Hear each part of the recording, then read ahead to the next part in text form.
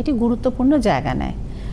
মানে সাধারণভাবে মনে করা হয় দেবতাদের যেরকম মানে আমরা ভোগ নিবেদন করি, তাদের শৃঙ্গার হয়, সাজগোজ করেন, তো তাদেরও তো মানে সেই নিজের শরীরের নেগেটিভ জিনিসগুলো বার করবার দরকার হয়।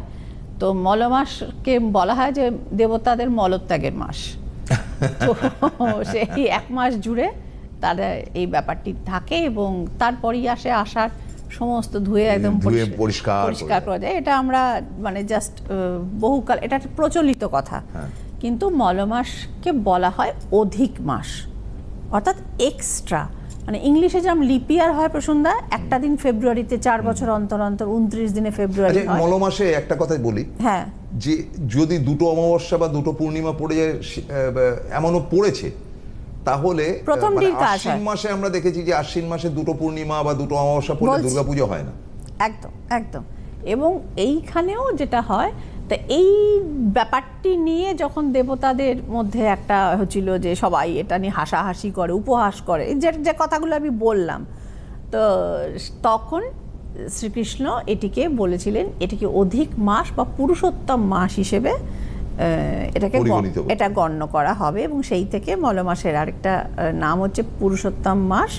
যারা কৃষ্ণ ধর্মাবলম্বী, দেখুন এই ইস্কন টিস্কন যেটা আছে, ভীষণভাবে পুজো, হ্যাঁ পুজো, আচ্ছা, এবং সারা পৃথিবী জুড়ে আছে।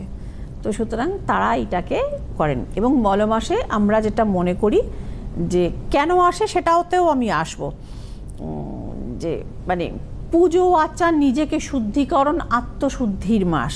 কি জাতীয় কাজ হয় না, বিবাহ, অন্নপ্রাশন, গৃহপ্রবেশ, যেগুলোকে শুভ কাজ মনে করা হয় এবং যার সাথে আপনার কামনা বাসনা জড়িত, সেই সমস্ত রিচুয়ালগুলো কিন্তু মলমাসে হয় না।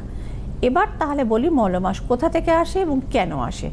যে আমাদের এই যে পঞ্জিকার যে গণনা, অর্থাৎ আদি মানে বৈদিক এবং জ্যোতিষিক যে গণনা, সেটা কিন্তু চান্দ্র গণনা। যেরকম ধরুন এখানে বসে জ্যোতিষিকরা যেটা গণনাটা করেন, ওটা পুরোপুরি চান্দ্র গণনা। আমি সোলারে গণনা করি, সৌর গণনা করি। তো যাই হোক, আমাদের সৌর মতে পৃথিবী সূর্যের চারপাশে যেটা চন্দ্র গণনা যখন হয়, বিভিন্ন খুব রিকোয়েস্ট আমি করি, যখন বিভিন্ন জ্যোতিষী চাঁদকে ধরে অমাবস্যা বা পূর্ণিমাকে পূর্ণিমা করেন, হ্যাঁ, তখন আমি দেখেছি আপনি জেদ করে পূর্ণিমাকে কেন্দ্র করে করছেন, অমাবস্যাকে বাদ দিয়ে। আবার এও দেখেছি যে আপনি সূর্যের ক্যালকুলেশন করা তো উচিত। তেরো কার্ডের গণনাটা সারা পৃথিবী এই গণনাটাতে বিশ্বাস করে।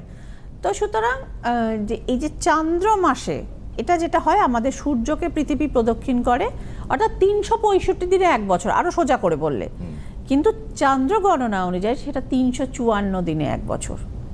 আচ্ছা, তো এই যে 11 দিনের যে ডিফারেন্স, এইটাকে 3 বছর, 3, 11, 33, এই হিসেবে 3 বছর অন্তর অন্তর ঘুরে আসে মলমাস। এবং সেটা ওই নির্দিষ্ট কোন মাসে মলমাস হবে সেটা ওই তিথি নক্ষত্র সূর্যচন্দ্রের অবস্থান অনুযায়ী পণ্ডিতরা ওই 33 দিনের হিসেবটাকে মিলিয়ে দেন। তো 3 বছর অন্তর অন্তর মলমাসটা চলে আসে। এই হচ্ছে মলমাসের হিসেব, যে কারণে এটাকে অধিক মাস বলা হয়। কারণ সূর্য ধরুন এই যে চৈত্র মাস থেকে বৈশাখ মাসে সংক্রান্তিতে সূর্য চলে আসলেন এবং মেষ রাশিতে চলে আসলেন মিন থেকে। তো মলমাস যেটা হয় সেক্ষেত্রে সৌর সংক্রান্তিটা হয় না, সেই কারণে এটাকে অত পবিত্র মাস মনে করা হয় না। এবং এই যে দেব দ্বিজ, এই যে ব্যাপারগুলো, অনেক উপনয়ন ইত্যাদি কাজগুলোকে বাদ রাখা হয়। This is the history.